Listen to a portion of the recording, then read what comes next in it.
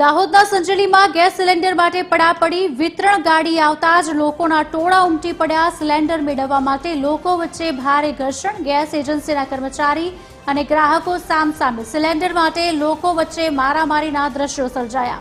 ગેસની અછતના કારણે ગ્રાહકોમાં ભારે આક્રોશ। સોશિયલ મીડિયા પર ઘટનાનો વિડીયો વાયરલ થયો। તંત્રની કામગીરી સામે સ્થાનિકોએ સવાલ ઉઠાવ્યા। આજે કે વિગત આપશે સંવાદદાતા મયુર રાઠોડ ફોનલાઈન પર જોડાયા છે। મયુર, શું વધુ વિગત?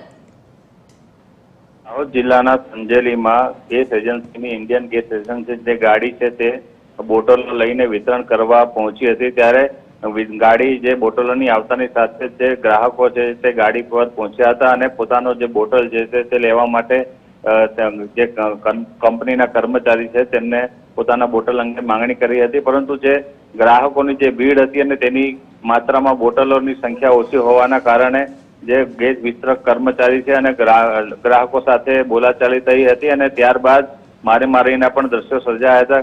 મહત્વની વાત એ છે કે હાલમાં જે દાહોદ જિલ્લામાં જે બોટલોની અછત વર્તાઈ રહી છે, કારણ કે જે માંગ છે તે માંગની ધ્યાનમાં રાખીને પૂરતો જે જથ્થો છે જે બોટલોનો આવતો નથી, તેને લઈને ક્યાંક ને ક્યાંક ગ્રાહકોમાં અસમંજસ છે અને તેને લઈને જે ગ્રાહકોમાં નારાજગી જોવા મળી રહી છે। ખાસ કરીને વાત કરીએ તો સંજેલી જેવો વિસ્તાર છે ત્યાં પણ આ પ્રકારની પરિસ્થિતિ સર્જાય છે, તેને લઈને પણ જે વહીવટી તંત્રની કામગીરી છે તેની સામે પણ અનેક સવાલો ઉઠ્યા છે।